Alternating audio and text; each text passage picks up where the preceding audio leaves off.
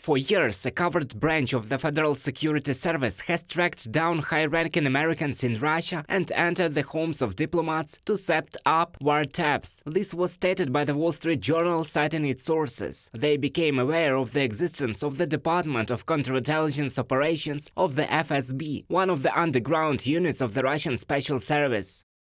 The unit makes no public statements, but officials from the US and its closest allies said that Department for Counterintelligence Operations frequently wants its targets to know their homes are being monitored and their movements followed, and that is operatives regularly leave a calling card, a burned cigarette on a toilet seat. They also have left feces in unflushed toilets at diplomats' homes and in the suitcase of a senior official visiting from Washington, these people said, from the Wall Street Journal article.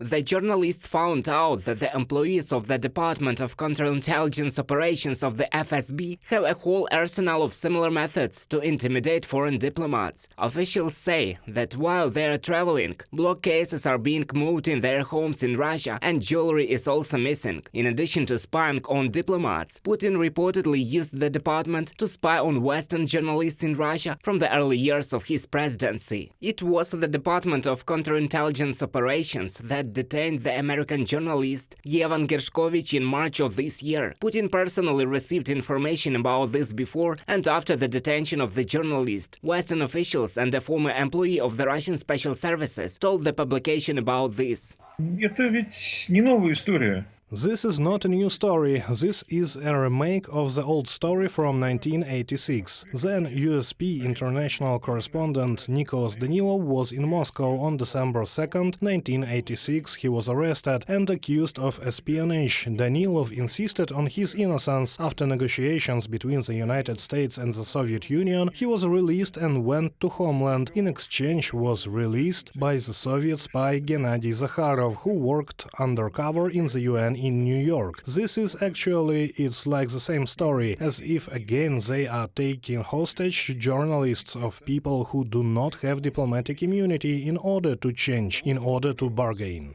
Recall that the FSB accused Evan Gershkovich of espionage. Allegedly, the journalist commissioned by the United States collect secret information about one of the enterprises of the military-industrial complex. In Russia, Gershkovich faces up to 20 years in prison. The US recently confirmed that it was in talks with Russia to exchange the journalist. Jake Sullivan, national security advisor to the President of the United States, in a commentary to the New York Times said that, and I quote, "There were discussions, but these discussions did not lead to a clear way to resolve the issue. Now Russia has become an unsafe place for everyone who is there, both for foreigners and for the Russians themselves," experts say.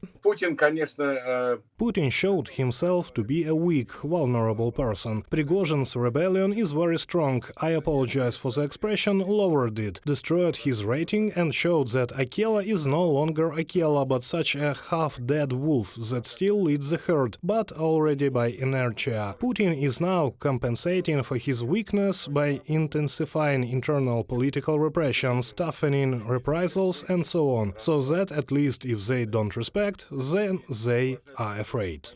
The Kremlin is increasingly labeling enemy those who do not support Putin's policies. Not so long ago, Russia decided to close the Finnish consulate general in St. Petersburg. Finland has tightened entry for Russian businessmen, students and property owners. In a statement, the foreign ministry called such actions anti-Russian policy. Reported by Roman Smoler, Angelika Brushnevska, UATV News.